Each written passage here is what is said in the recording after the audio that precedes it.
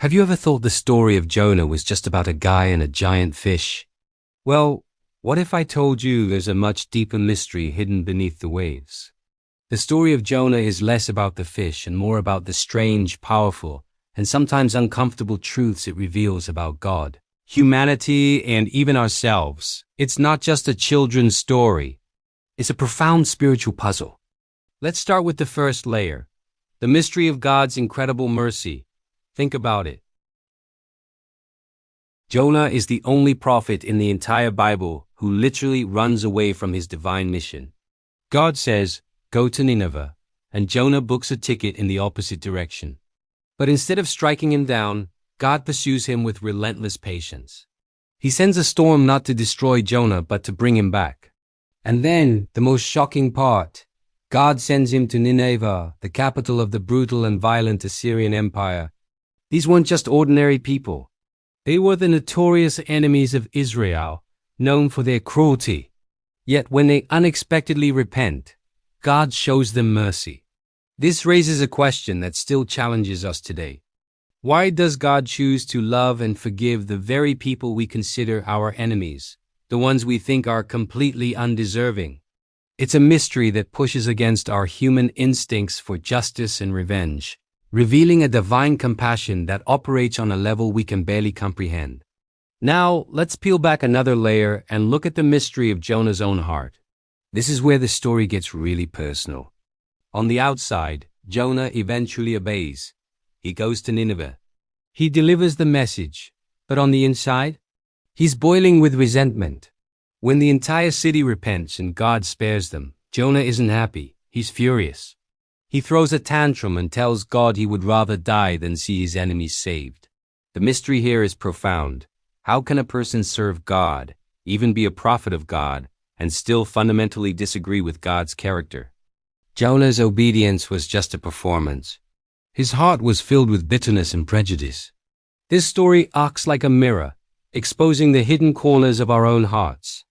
It forces us to ask, are there times when we do the right thing externally, but internally we're resisting God's call to love and forgive? It reveals that true faith isn't just about following rules. It's about having a heart that is aligned with God's heart of compassion. Of course, we have to talk about the great fish. The fish is often seen as just a fantastical plot device, a miracle to get Jonah from point A to point B, but it's so much more. It's a powerful symbol. Imagine being in the belly of a great fish. It's a place of total darkness, isolation, and confinement, a kind of living tomb. For Jonah, this wasn't just a punishment. It was a forced pause. It was a place for reflection, where stripped of everything, he had no choice but to confront his rebellion and cry out to God. But it's also a place of rebirth. Jonah goes down into the depths, into what he calls the belly of Sheol, the realm of the dead. He spends 3 days and 3 nights there, and then he's brought back up onto dry land. Does that pattern sound familiar? It's a powerful prefiguring of death, burial, and resurrection. It's a theme that echoes throughout the biblical narrative, pointing forward to an even greater story of rescue from the depths. The fish isn't just a strange miracle. It's a living parable of being brought from death back to life. Next, consider the mystery of God's relentless call. Jonah tries everything to escape his destiny, but God's plan is inescapable. Everything in creation seems to be in sync with God's will. A storm rises on command.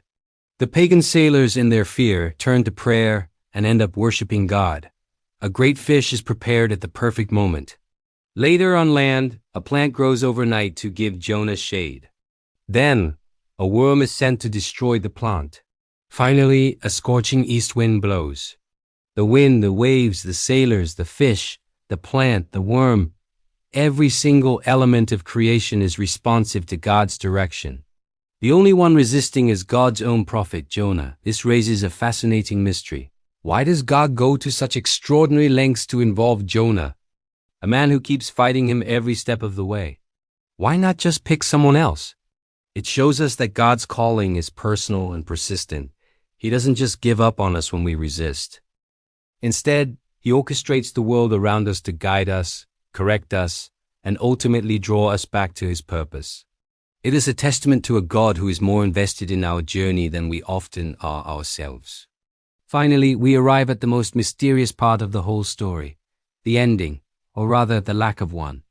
The book of Jonah ends with a cliffhanger.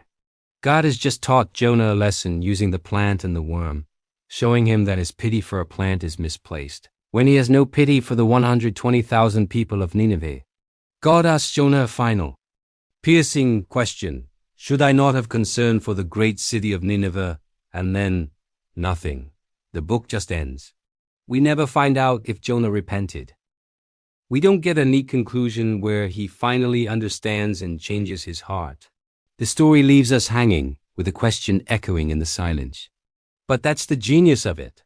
The mystery isn't really about what happened to Jonah. The question isn't for him.